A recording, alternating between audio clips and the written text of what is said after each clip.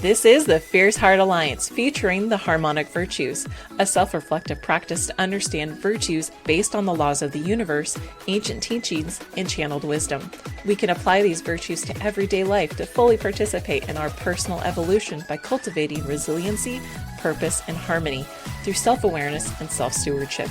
Hi, I'm Summer Sophia Moon, and I've come here to heal myself and chew bubblegum, and I'm all out of bubblegum. So join me and my special guests as we share and learn how to love ourselves fiercely through self-care, explore the wisdom of the harmonic virtues, and grow our conscious community together. By listening, you are now a fierce heart too. Welcome to the Fierce Heart Alliance.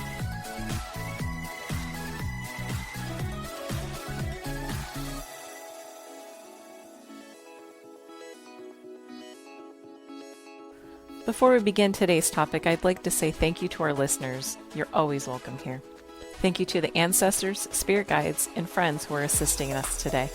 May these words be a force for good and timelessly infused with light and held in the frequency of rose quartz, spreading healing and peace around the world. May it connect both our consciousness and unconsciousness for the highest and most benevolent outcomes for all. If there's any words left unsaid, we trust in spirit to make it right and let it gently ease into our consciousness as necessary for understanding in our own time and our own way. And so it is. Thank you. Today's episode is the virtue of vibration. It's located on the inner level of the harmonic blueprint, and it's the first virtue of the metaphysical level, which are foundational elements for physical life and building blocks of our consciousness. The virtue combines both the universal law of vibration and the law of resonance. Virtues are lessons that can impact our everyday life and relationships. They are ever evolving, ever shifting, and developing as we mature. And like a beautiful garden, they require tending and some management to keep healthy and vibrant. The first part of the episode is we'll learn about the virtue, and the second half we'll learn how to work with the virtue. Today, my guest is Deboragh Nucci. With over 30 years of experience as an intuitive empath and healing facilitator, Deborah guides individuals and businesses towards transformative change with joy, insight, humor, and compassion. Welcome, Deborah.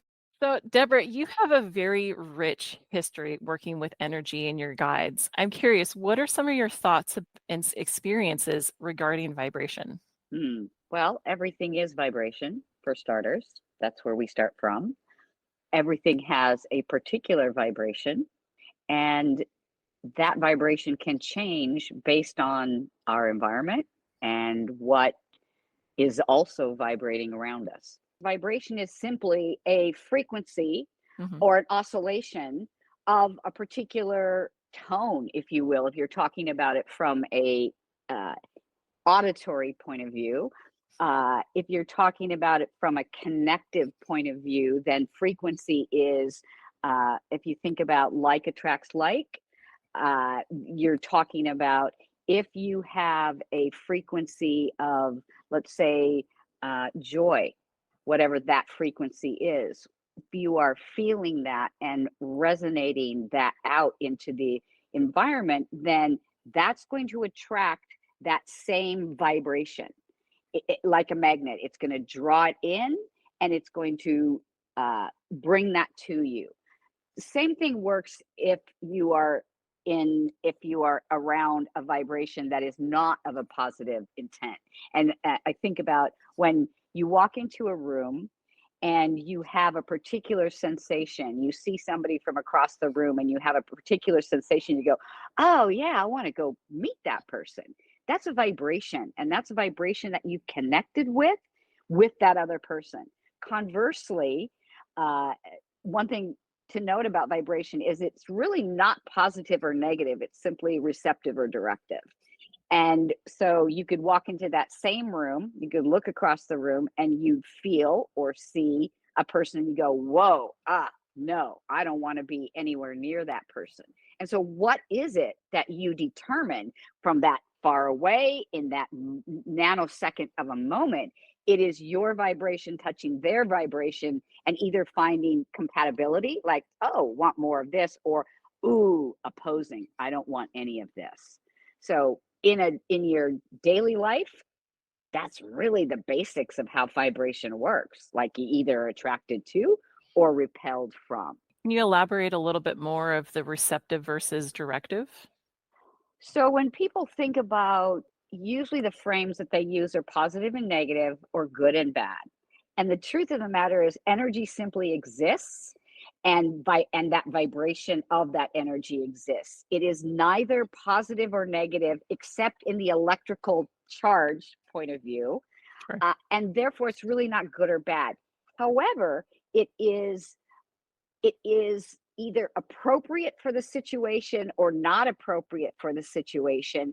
And when we think about when we want to be driving something for results, so that is a directive energy. And when I think about the elements, which is a lot of where I'm based, I think about fire and air or wind, depending on the way that you want to frame that. So those are directive energies, directive vibration, as opposed to earth, which is receptive, it's receiving, it's grounding, or emotions, those are fluid and watery and changing. And so that is receptive. And so when you are thinking about vibration or energy, you want to think about what is the appropriate energy for this thing I'm doing.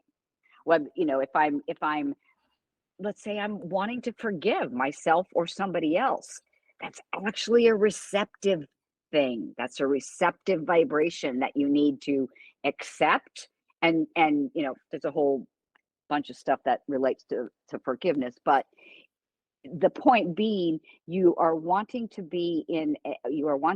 access or be involved with that frequency or vibration that is going to get you where you want to go. You don't want to be pushing when you need to be pulling or receiving.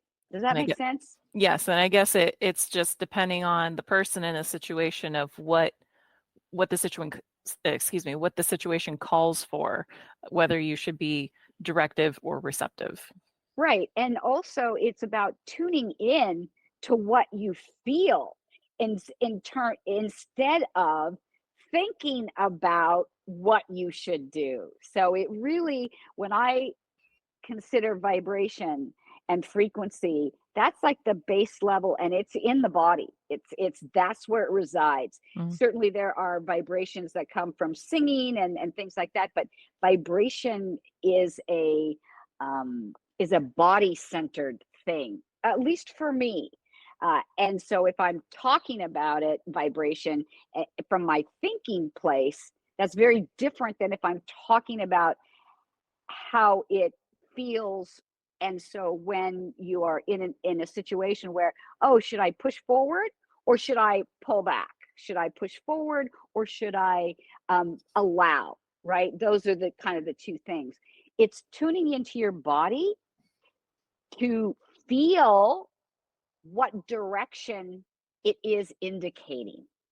And that means being attuned to your body, to understand, like having your own secret decoder ring for yourself about what your vibrations mean. And so even when we're talking about vibration, we do also talk about, stones and crystals have vibration, and they do. And you could say, there are people who say this particular stone has this particular vibration and it does this. Well, maybe yes, maybe no. It depends on how it interacts with your vibration as to what it truly can do. It's always going to have the same vibration, but how I interpret it, feel it, experience it, and how somebody else does can be very, very different. It's a really good point. And that kind of leads me into my next question is, how do you use it in your daily life? I mean, I know you work a lot with crystals, just in your personal experience. So vibration for me, I it has to do a little bit with both all the things that I'm experiencing in my body as to what that vibration is. It also has to do with, and I just lost my thought. Hang on here. Ask me that question again. How do you use vibration and its principles in your daily life? So, great question. So for me, when I get stuck, usually I'm vibrating at a particular level. And that may be happiness, that may be joy, that may be anger, that may be some other frequency. And so let's take I'm vibrating at a frequency that I don't want. Let's say that. Let's like I'm angry or I'm frustrated or something, and I know that I have to work or be in the outside world, not just Mm. in my own inside world. So how do I shift, change, rearrange that frequency and vibration that I'm in to a different one that is more useful for the situation that I'm in? First thing I have to know is tune into my body to figure out what vibration I'm feeling, give it a name if it has one, and then go, oh, what do I want instead? And that's kind of the key to shifting vibration, is that you can't really go, I don't want this vibration, because the more you do that, it's like you can't not think about what you don't want to think about without thinking about it first.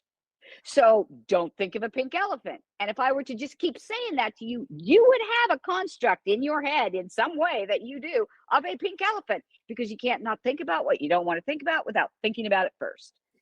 So the key to that, the decoder ring, if you will, is to say, what do I want instead? How do I want to feel instead? And if you can identify that, so I want to feel, let's just say I want to be really opposite of feeling frustrated. I want to feel joy. So the first thing I might do, because I know this about myself, back to the decoder ring thing, is go, oh, my nephew Eric brings me joy. It's just like, even right now, thinking about him makes my entire being completely different. I see his face, I see his smile, I feel his resonance, and I am, and as you can hear from the tone of my voice, it has shifted. And I am now not where I was before. So I just keep moving on. Another way to shift vibration, and one of the keys to doing that, is the easiest way to change a state or a mood state of whatever state you're in. Easiest way to change that is to shift your physiology. So that means if you're crying or something like that, you're downward, you're facing downward. So stand up, put your shoulders back, look up if you're crying, those kinds of things. But the biggest shift you can have in physiology is with your breath. And so there is something that is called the physiological sigh. And I can't think of the guy's name now. We'll have to edit this in, who came up with it. But Andrew Huberman, who puts out a podcast, he's a neuroscientist, among other things, and really crazy cool guy. And he talks about it on his podcast. And basically, it is where you take a breath in, fill your lungs completely, and then right at the top, before you start letting it out, you take another gulp. And then you pause for a nanosecond at the top, and then you exhale. This is all through the nose, as slowly as you can. And that will take you from typically a sympathetic arousal state, which is fight, flight, or freeze, down to a parasympathetic arousal state, which is rest and digest, also called. So that takes maybe 2 minutes if you do that cycle. And it will dramatically, or can dramatically, shift where you are. So, and if you think 2 minutes is a very short period of time and you really can't do anything, try setting a timer and doing that breathing exercise for 2 minutes. It's a lot longer than you think. It sounds like with that breath and that pressure, it's probably stimulating the vagus nerve. Something along Indeed those it lines. is. Yeah, Indeed it is. good stuff. Yes, good stuff. And that shifts and changes your vibration. And I have a good example of that just recently, where I was sitting in on a conference call for something called Talent Review, where we talk about people's performance. And I was listening and I wasn't liking what I was hearing, and I was starting to get all jacked up. And it was like I could go BRB in the chat, put myself off screen and mute my mic and do a minute and a half of breathing. It's like, oh, okay, I'm back. Don't care. move on, put the camera back on, put the, put the microphone back on, and here I am. And so you can in real time adjust, but you have to be attuned, going back to your own secret decoder ring, you have to be attuned to what your triggers are, what means for you, and understanding that what it means for you does not necessarily, usually not at all, mean what it is for somebody else. That's So a to really good point. superimpose your decoder ring on somebody else's code isn't going to work. That's where it's perception and paying attention and being present in the moment to be able to interact with somebody from a being there point of view. Earlier, you talked about emotions and the vibration level of that. So, what is your take on Dr. David Hawkins' map of consciousness? So that's really interesting work. I was introduced to it probably 25 years ago. And of course, the first thing people want to do when they understand that map of consciousness is, oh, rate me, rate me. Where am I on that map of consciousness? Which is kind of counterintuitive to the whole map of consciousness anyway, but we won't go there. Because it's normal and human and natural to do that. But as I look at that, and I do have that with me right now, I was pulling it out before we talked, is you take a look and you see that these emotions like shame, that calibrates at a level of 20, frequency of 20. And again, this log doesn't really correspond to frequencies as we think about them from like delta, gamma, alpha, theta. Though it's not that. It's his scale. But so you look at that. Shame has a vibration of 20, and then you go up to love, which is at, I want to say 500. And it's a really interesting way to think about the emotions that you spend time in. And what I mean by that is, if you know that the God view of shame is despising, and the life view is miserable, and the emotion is humiliation, and the process is elimination, then why do you want to stay there? And then again, we go back to that key that I identified. What do you want instead? And so let's maybe go up to, I want neutrality. That's like X number of steps up.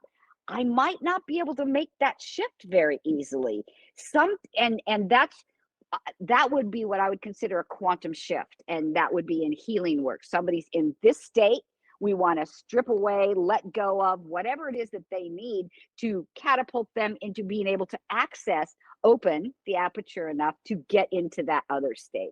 So we might go up to apathy, from shame, go up one, guilt, and pop to apathy. And can we get there? And can we get from there to the next level? So it's a really interesting way to look at the debilitation of emotions that don't have a high level. And then when you look at that, you then have this whole thing of, oh, well, what do I want? And how do I begin attracting that into my life? Well, the first thing you have to do is be that. So I remember when I was fairly young and I, wanted to find my husband and all of that. And I don't remember who it was that told me, but it's right along with the you must be the change you want to see in the world. And it's like, if you want this in your relationship, you have to be that and be behaving like that. And then again, back to what I talked about before, is you basically put up a lightning rod and you are attracting that. So if you are warm and loving and generous, and those are the things you want in a mate, chances are you're going to resonate with only those people. Again, back to that idea about across the room. You go, jing, okay, that's a connect. Or you go, woo, no, that's not a connect. And in energy classes or when I'm teaching, I'll use magnetite stones for that as an example, because it's a very physical, like you can try to push them together. And if they're not in that magnetic, they'll fight. You will physically feel that. And then you can flip them and they'll go together like a shot. And so that gives people a really clear understanding of what that is like, if they don't understand that in their own body yet. And we aren't really brought up to understand those things. We aren't given energetic learning, most of us around, we're taught to, go to the bathroom and change our socks and tie our shoes, but we're not taught about these fundamental things that go on inside our energetic body and really end up being a way to control a lot of things. Very well said. And for listeners who want more information about Dr. Hawkins' work, he wrote a book called Power versus Force. And I will put a link to it in the show notes so that someone can take a look at that. Or you can also Google Map of Consciousness, Dr. David Hawkins, and you'll be able to see it there. But it's really fascinating. I really love your point. And I've tried to work with this as well of, okay, I might be in fear or anxiety or anger, and what is the next step up from that, and what's a little bit more attainable. And that's part of the reason why harmony is in the center of the harmonic blueprint, because a lot of the universal laws talk about enlightenment, and that's not really attainable for us. So what's the next best thing? And harmony is the essence of balance, and it's the root of, so it's a little bit more attainable for us, and it's a little closer of hanging fruit for us to grab onto. So that's a big reason why it's there. I'd also like to point out a little something about balance. So often when we think about balance, we have an image in our mind of something that's actually balanced. Okay, balanced. That's a point in time, not balance. Balance is fluid and it is the state of constant adjustment. And I think that the best way you can envision that is to take a look at contortionists or hand balancers. Sophie Dossi, Google Sophie Dossi, and watch her when she performs, when she's doing her hand balancing tricks. And when they focus on her hands that are holding her entire body and some contortion up, you will see hundreds of micro movements of her hands, but she looks stock solid, when she's using her feet to do a bow and arrow, a flaming bow and arrow into a balloon when she's upside down, but she's shifting, changing, rearranging at all times in order to keep upright. So balance is a state of constant adjustment, and balanced is a point in time. Don't expect to stay there for very long. That's so true. That gets into change and transformation in the next episode, but we'll put a pin in that and save that for later. Righty-ho. Yeah. So you've started on a sound healing journey. Could you share a little bit about that and how that relates to vibration? So I have spent a number of years working with vibration, from crystals, all kinds of different talk modalities, acupuncture, all of that, and was driven recently to, and this was from doing brainwave entrainment. So brainwave entrainment is about how to understand what brainwave frequency you are in. And when you think about that, beta is our normal brainwave state. It happens at about 12 to 30 hertz. So there's lots of calibration there in the beta state. And that's just your normal everyday working. When you want to move down into more focused state or state of flow, you want to move down into alpha state. and that's not our normal state. It's about 8 to 12 hertz. And in order to shift from that, you either want to understand and have spent time with your own self going, oh, okay, this is alpha, this is theta, this is, understanding those, so you can then use your breath to shift from that beta state into that alpha state, right? So I've done a lot of work in that, and that's super cool and fun. And binaural beats are some of the ways that you can get into that entrainment, but it's typically listening to music that is made at that rate, so you can shift and change and rearrange. So that led me to, okay, so that's cool, and I can do that, but I wonder what it would feel like with those crystal sound bowls, understanding that this is a very high level. Our bodies, the fascia in our bodies, tons and tons of quartz, little tiny bits of quartz throughout our body, and that is so that sets us up to be oscillators or receptors of whatever's going to come in, both from an energetic people around you point of view, music, sound of any sort. So I'd been wanting for some time to explore sound healing with those quartz bowls, and hit by happenstance, I ended up at a woman named Molly Knight Ford, and she is a classical pianist who came to sound healing about 10 years ago. And she basically, you go to her little place and she has all the bowls out there, and you lay on a cot and simply experience for about an hour a guided. She also does vocal toning and light language, and basically guiding you through a healing session based on whatever it is that you want to work with, and you kind of just hang out there. One of the things I liked about it is I'm really attuned into my own internal body. I can feel things really deeply.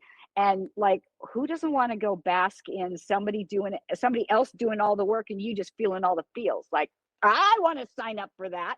So I did. And it was everything I thought and more. It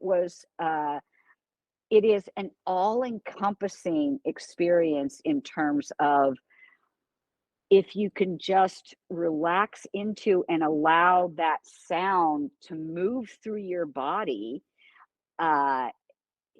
it shifts, changes, rearranges things, I felt, at the DNA level.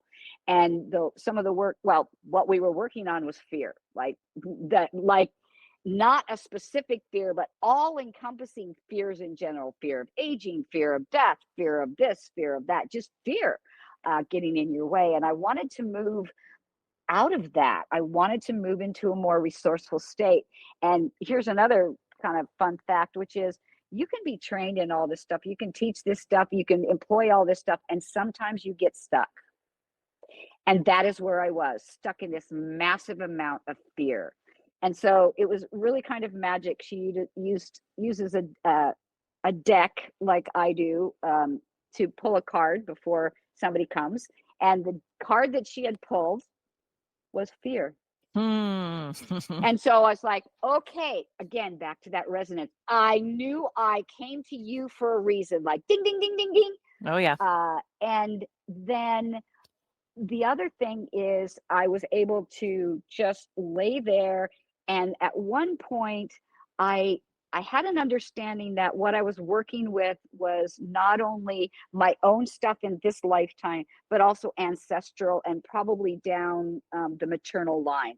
My mother recently died, and there was a lot of enmeshment and other crazy shit with her. And so I have still been working through that over the last year. And I think that there were still some things in there. And while I love my mother, I wanted to release anything that I had embodied from her back into the energetic field, where it could be transmuted and turned into something, and not living in me as a vibration that isn't mine. And I can talk a little bit about me and not me as it relates to being an empath, but that's probably a whole nother thing. Anyway, So I knew that it was ancestral, or at least I had an inkling that it was. And at one point during the session, I I don't get images all the time, but occasionally I do. And I had this image of like this brass goblet, and I was this brass goblet, and I was caked in dirt and mud, like centuries of dirt and mud. And as she's talking and the gongs are gonging and my body's buzzing, and I am seeing and feeling this cracked hard dirt just come off, like just fall away easily without effort. And all that was left was this shiny goblet. And my interpretation was like, that's me without that stuff. And so that was one of the sort of pieces of magic, if you will, that I Sure. felt when that work occurred.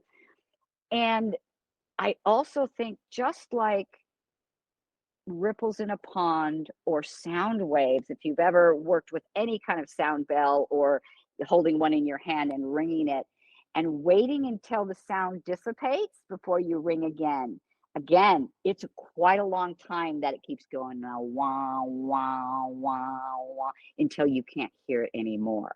And so that was how I was for the 2 weeks following that, which is like, huh. And every now and then it's like, oh, and lots of small shifts. But one of the things I noticed first and foremost was I couldn't find where the fear was. And that took me back to uh, a YouTube thing that I was watching from Plum Village, Thich Nhat Hanh, and he was talking about, we all have fear. We have this fear in us. We have this, where it is, it's fear. But you also always have non-fear or not fear. And it was like ding ding ding ding ding. That totally resonated for me, and it was like, oh, okay, I can momentarily connect to an immediate fear I might have, but then I can flip into, and where else is non-fear?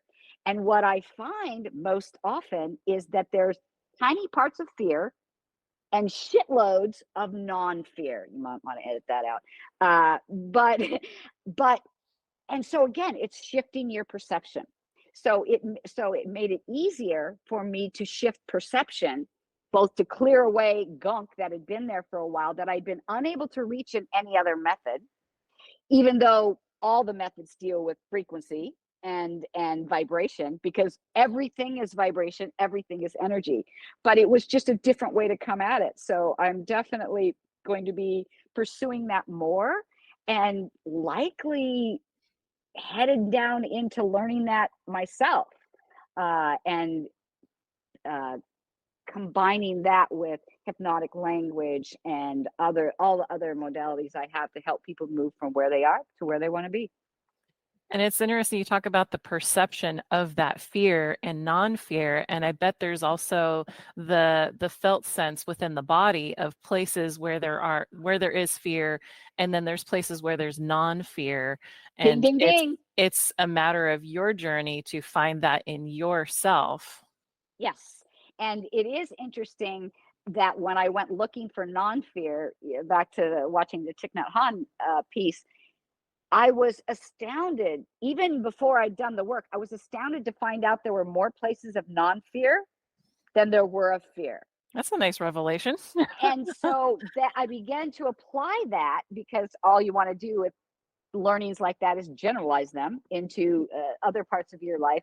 And so when I would get angry, or when I would get upset, or when I would get any other thing, it's like, is that all I am? Is that all there is? It's like, no. Okay, well, what else is there? Oh, well, this is there and that is there. And that takes you those step vibrations to move you out of where you are to where you want to be. Wonderful. My last question, as we're talking about resonance and vibration, the Fierce Heart Alliance is also very big about self-care. So how do you feel that both resonance and vibration relate to self-care? Well, if you realize that everything is vibration and everything is energy, and you want to nurture or cultivate or curate the most amazing experience for yourself that you can, you're going to want to learn to manipulate your energy. And when I say manipulate, that's not a pejorative term. Manipulate, the definition I'm using there is to handle adroitly. And so I'm going to, if I know how to change from being in a crap ass mood to being in a better one, I'm going to employ that. Or, and here's another or for you, or I'm going to allow and accept that I'm going to revel in that mud and just like a pig, and then be done with it. So all kinds of ways it puts me in the control seat as opposed to feeling bandied about by the winds of, oh, that is affecting me. Yeah. And what do you want to feel? And where are you currently feeling it? Because chances are, whatever you want to feel is somewhere in your body, because you couldn't even know you wanted to feel it if you'd never experienced it. Not possible. My last caveat to that question is also, how does being an empath relate to Ugh. vibration? All right. So that's really like, got to have another whole podcast for that. So being Yeah. an empath, at least how I'm an empath, has to do with being able to, so everybody knows what it is like to be empathic. Oh, I feel for you. And Sure. when we say that in a normal person, we're really talking about, I can put myself in your shoes. I have felt something like that before, or I can imagine what it would feel like, right? That's what empathic is. What an empath is very, very different, at least me, is very different in that I feel inside of me whatever is going on for you or the room or this or that. And until I learn to distinguish between me and not me, back to this fear and not fear, it was really debilitating because I was awash in emotions that were not mine, that I thought were. So, the little adage, don't believe everything you think. I wish I would have known that a little bit younger. But I didn't really understand any of that until I was in my 30s. So I spent a lot of years with depression and other things. And probably a lot of that was not me. When I began to learn the difference between me and not me, that allows me to go, oh, not me. I can put it over here. I can turn the volume down. It doesn't go away. My ability to discern that doesn't go away. My ability to control it, label it, tell it what it is, and move it over here does. And that frees up my energetic resonance. And I don't know if I just went off on a tangent or if it even answered the question you asked there. I just, That's okay. You did, and that was great. Thank you so much.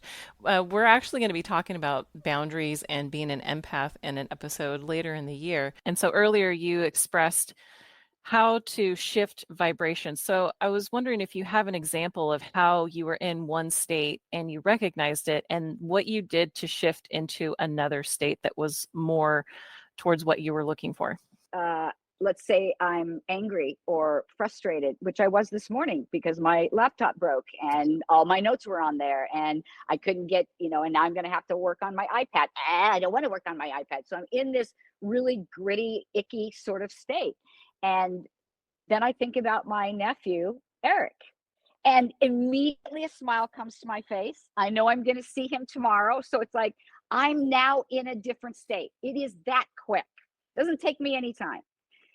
There are things where it does take me time and where maybe I'm got something going on at work that bothers me or whatever.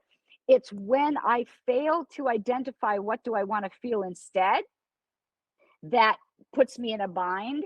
And it's where I begin using my thinking self versus my feeling self to discern. So don't believe what you think, or don't believe everything that you think. So it's getting into, what is my body telling me? Where's that located? What do I need to do? Where do I want to go? What do I want to do instead? Mhm. Do you have any tips for how to assess your own vibration level? Yeah, I think that's really going to be individual to every person. Back to my note about everyone creating their own decoder ring. Like I can generally say, oh, I tune into here and I feel this there. And those are generally those kinds of things, whatever that is. But that might not be true for you. That might not be true for the person next to you. So it's generalities, and it's there's a certain amount of faith and trust that comes with knowing what your sensations are telling you in the body. As an example, I'm kind of a human lie detector. So I absolutely know when someone is lying to themselves or to me or both. And it's a very disconcerting thing to have, but I have visceral reactions when I know somebody's telling the truth or when they speak in their own truth, in their authenticity. The hairs on the back of my arm stand up. Like that's the first one. So there are a number of things.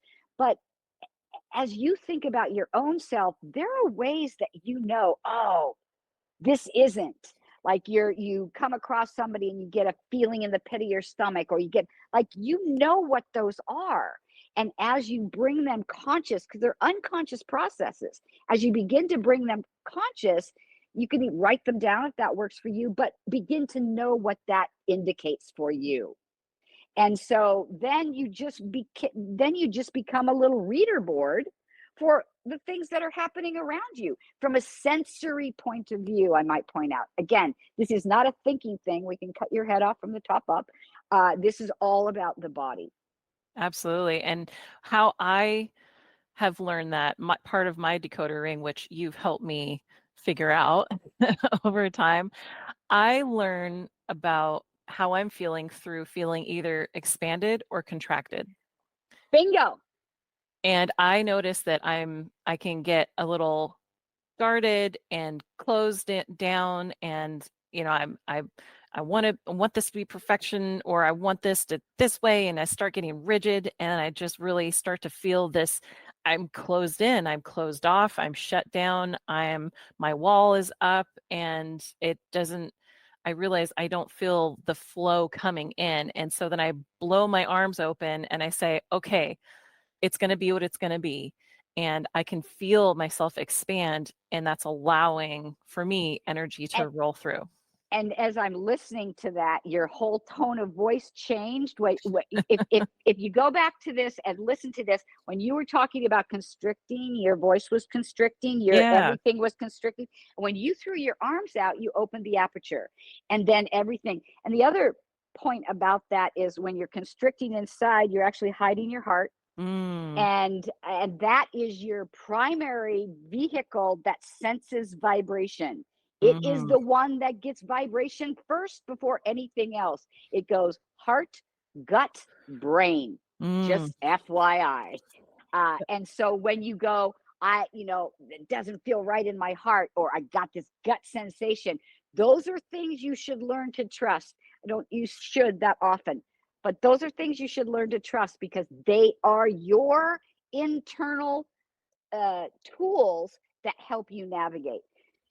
When you find yourself stuck in, I think this, that's when you should go time out.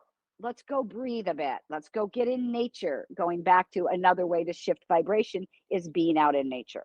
Mm-hmm. So I want to just mention something about amplitude.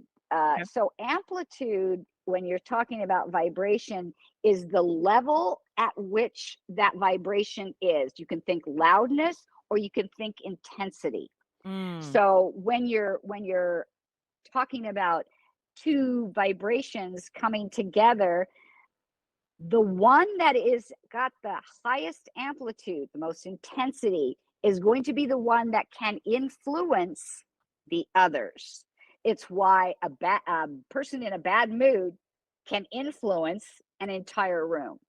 They have the highest amplitude. Conversely, somebody like well, I can't think of a person at the moment, but somebody with a very high vibratory level at the level of love or above, somebody like well, Thich Nhat Hanh comes to mind. Sure. when you're around that person who is so congruent in their own energy and can really transmute that, it feels different being around them. Mm. You begin to pick up that optimism, that joy, that whatever it is that they're radiating, there's some of that in you, and you're going to start vibrating at that. And that's essentially resonance, right? Mhm. Okay. Yep. Yeah. And so going back to the decoder ring and the felt sense, it's, they also talk about the gut feeling. That's also your intuition speaking to you. Yep. There's a number of ways that my intuition comes in. I have been working with it for a long time, so I have what I call incomings, and they are frequency, vibration, usually words that come through me from my guides and elsewhere that is speaking a truth that I have either asked about or somebody I'm working with has asked about. So yeah, that stuff's real, comes through. Well, this has been fabulous.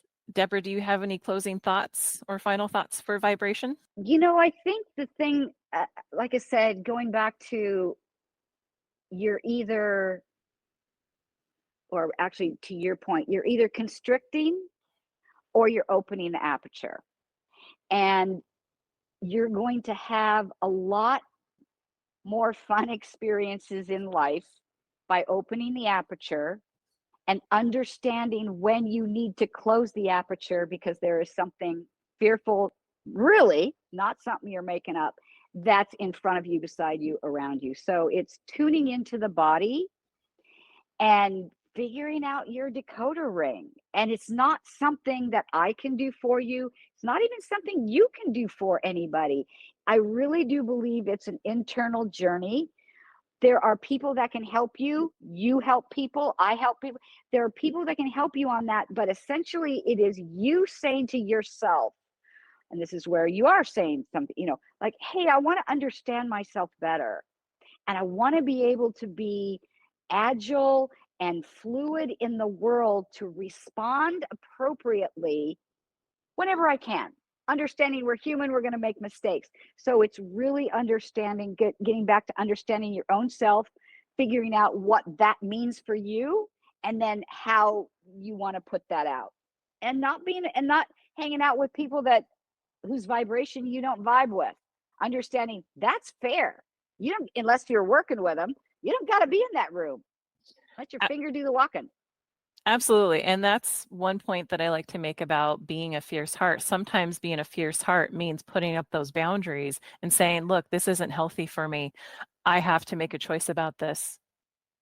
Yes, and I do want to make a point about boundaries. Thank you for bringing that up because boundary. So we're talking about a lot of openness. We're talking about a lot of feeling. We're talking about a lot of putting out there. What do I feel? All of that. Okay, let's talk about appropriate boundaries. So when you're an empath, by nature, you don't really have very good boundaries because you can perceive everything and you don't know if it's you or not you until you start learning how to make those delineations. So you definitely want to understand what appropriate boundaries are. Mm-hmm. And that is unfortunately sort of a learn as you go kind of situation. But for me as an empath, I need to actually put up boundaries, make sure I have them every day.